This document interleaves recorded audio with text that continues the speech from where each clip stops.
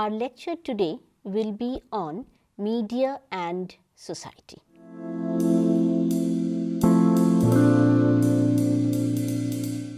In modern societies, the media or the mass media is one of the most important institutions exercising immense power and influence.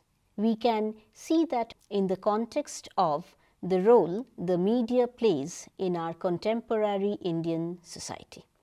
Given this importance, it is therefore necessary for us to understand media as a social institution, its rising importance and some of the changes it has undergone.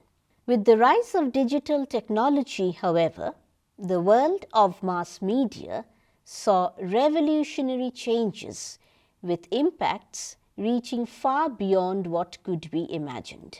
In many ways, our contemporary world can be described as a media-saturated world, wherein across the world, the moment a child is born, he or she has access to the most popular forms of mass media today, including the internet-based or the digital media platforms in some way or the other. Our presentation has four structures. One, what is media? The second one is what are some of the theoretical approaches to understand media and society. Third is how do we understand the influence of media on audience. And the fourth one is how do we understand the relationship between globalization and the emergence of the media market. So, our first part, what is media? Media or mass media comes from the word medium. It refers to something that lies in between an object, which is a message, and a subject, referring to the receiver of the message. So, therefore, it has two parts. One is the object and the other is the receiver of that object or the message. The most usual forms of media include the radio, television, the cinema, newspapers, and the internet. As we have just mentioned, the contemporary society is often described as a media-saturated one.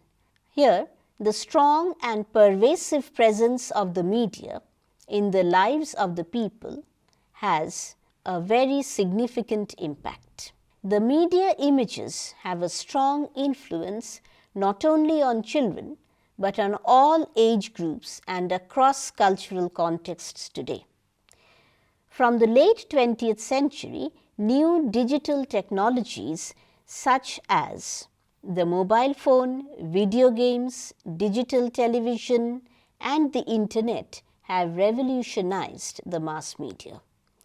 The digital revolution coincided with the emergence of a global media cutting across borders.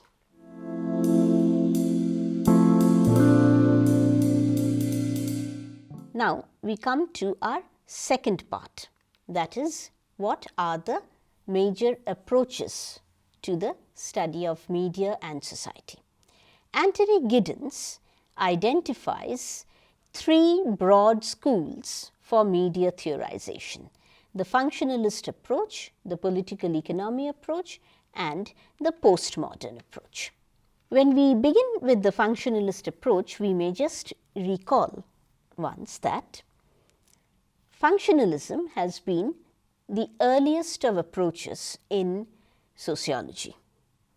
So, it makes sense to begin with the functionalist approach. Basic to the functionalist approach is that it tries to find out, analyze the positive contributions that institutions make towards the proper functioning of a social order. So, following that functionalist approach, we see what Dennis McQuail has identified as the important social functions of media which are positive in nature. 1. Information dissemination. The most basic function of the media is to provide us with information. The media provides us with a continuous flow of information about our society and the world, ranging from reports alerting us to traffic jams, to weather reports, to stories about various socio-political issues as well as current affairs. 2. Correlation and explanation. The media also explains and helps us to understand the meaning of the information it gives us. In explaining various issues and events, the media provides a shared framework for the interpretation of events. In this way, the media provides support for established social norms and has an important role in the socialization of children. Continuity is another aspect. The media has a certain function in expressing the dominant culture and forging common norms and values so that the culture could be handed, could live, could survive and without disruption, more or less, and could be handed down to the future generations. Entertainment. The media provides amusement, a diversion from the rigors of work, and acts to reduce social tensions. This is essentially the function of a release valve for society. Increasingly, this entertainment function of the media is becoming more important in contemporary society. Mobilization. Media can also be used for mobilization to encourage people to organize around issues of social justice, to support campaigns and other forms of movement. In our Indian context, we have some critical examples of this kind of mobilizational purposes for which the media can be used. This can be through very direct public campaigns, but also in much more subtle ways, such as through the tales having moral messages within serials or films, for example. We now come to the second theoretical approach we have mentioned at the beginning, the political economy approach. This approach sees the media as an industry controlled by a few media magnates. So, we can see that the political economy approach deviates, indeed can be seen as a radical, if permitted to use the word, corrective to the functionalist approach. According to the political economy approach, since the media firms are controlled by a few who hold economic power, there is no place for voices that criticize the unequal distribution of wealth and power in society.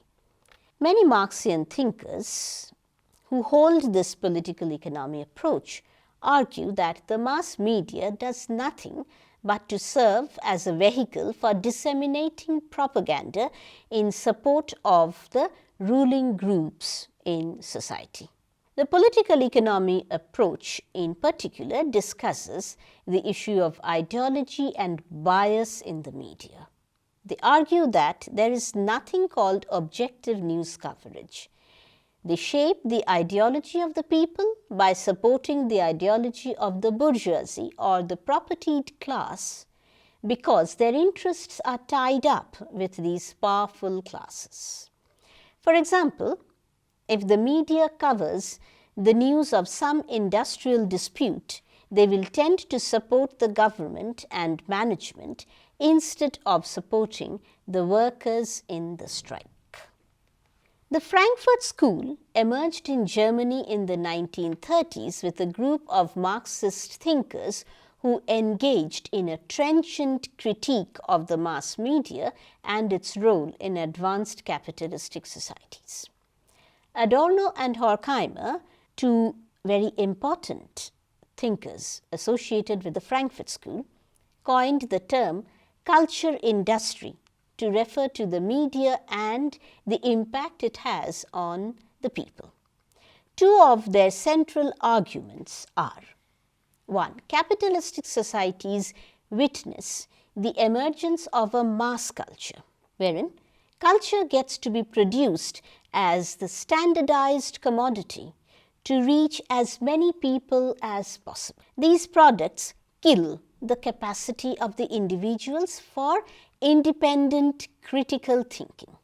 The second one, culture becomes mere entertainment and leisure merely becomes a mechanical way of preparing the people for work. Coming to our third approach, that is the postmodern approach. One of the most influential contemporary media theorists is the French postmodernist Jean Baudrillard. Baudrillard's theory argues that the profound influence of the media in the contemporary world has meant that the distinction between reality and representation has collapsed. The media representations are in fact part of the hyper-real world and cannot be seen as separate from it. As the vast majority of people only ever know about the reality around them via media representations of them. Hyperreality is a world in which the television and other media appear as the ultimate guarantor of authenticity and reality, where the media images appear to be more real than the real. We will see people, even in our own families often, family members hooked on to the television, watching serials, trying to see their own real worlds through the lenses of what they see in the television serials. We come to the third part of our lecture, that is audience reception. What is the audience? Burton defines the audience as a disparate collection of individuals who happen to be consuming one text at one time. Second, a coherent social group who have in common characteristics outside their consumption. 3. A mass group whose identity comes from the very fact of their consumption. We come to the approaches to understand audience reception to media. Several studies on audience reception of media messages have used different approaches to understand it. One of the earliest and simplest models of audience response is known as the hypodermic model. This compares the reception of media message to a drug injected by syringe. The model, that is this model, the hypodermic model, is based on the assumption that the audience simply passively accepts the message and does not or cannot critically engage with it in any way. This model also assumes that the media message is received and interpreted in more or less the same way by all members of society. The Frankfurt School theorists, for example, use this model of understanding, wherein they argue that in capitalism, the standardization of goods and mass consumption of the media products imply that the audience lose their critical sensibility. However, other approaches assume a more active role for an audience in response to the media. We look at the gratification model. The gratification model looks at the various ways in which different audiences use the media to meet their own needs.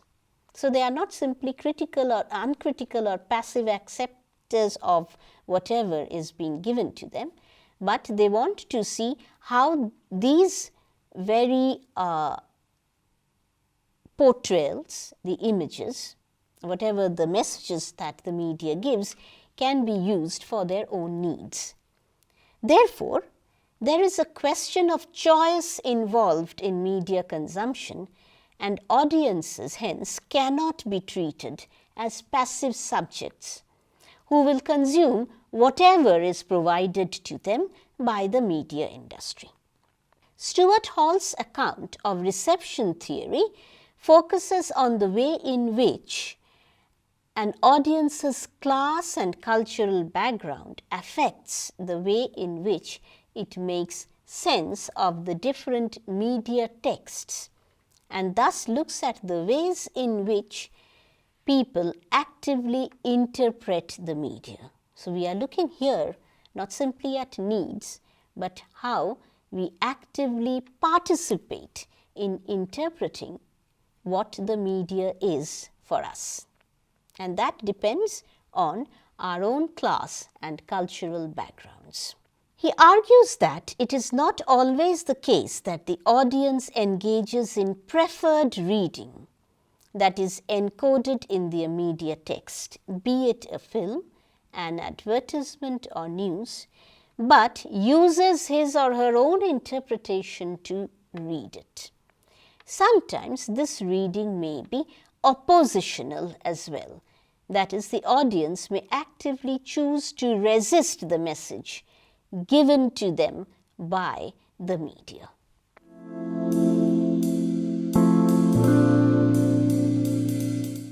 We come to the fourth part of our presentation, and that is globalization and media imperialism. We begin with the factors for media imperialism. We follow primarily David Held and his colleagues in this. David Held and his colleagues point to 5 major shifts that have contributed to bringing about the global media order. One is the increasing concentration of ownership. That is, the global media is now dominated by a small number of powerful corporations. Second is the shift from public to private ownership.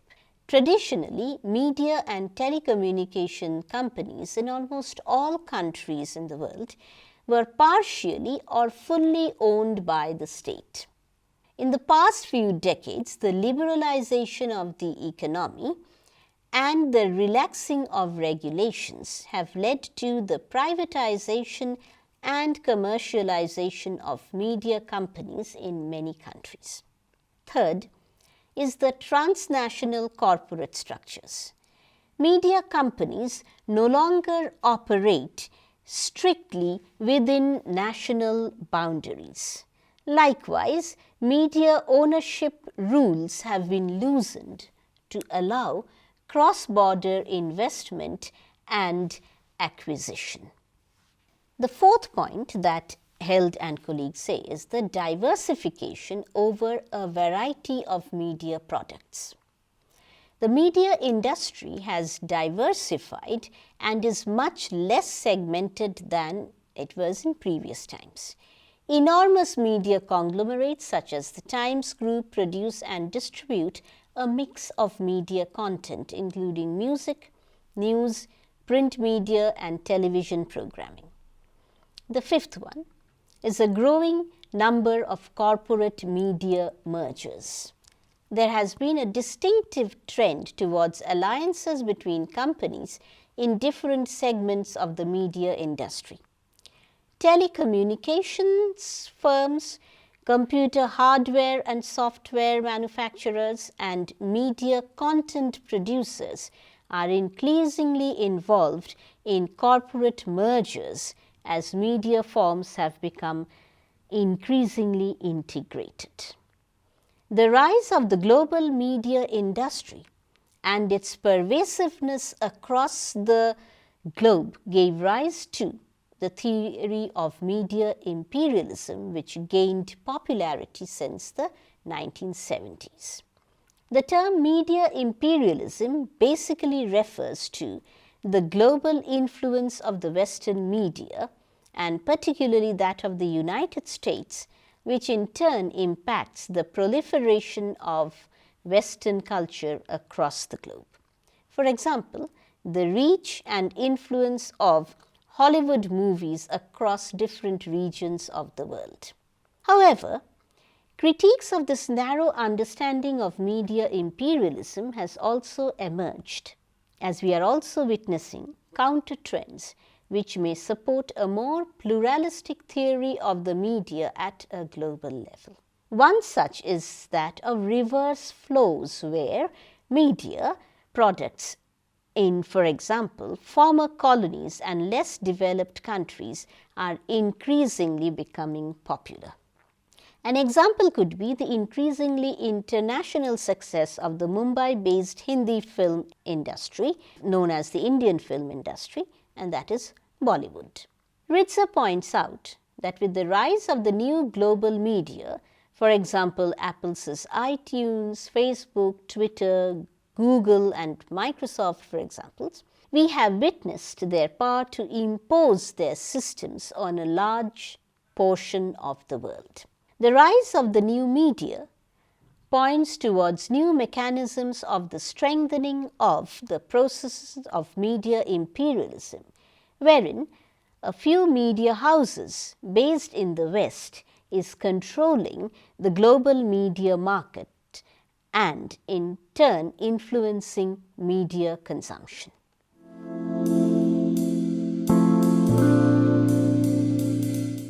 In this introductory module, we have discussed about the relationship between media and society, including the following: what is meant by media, what are some of the important theoretical approaches to understand the media as a social institution, the theme of audience reception of media and the ways to understand it, and the theme of globalization and the rise of media imperialism in the current context. Thank you.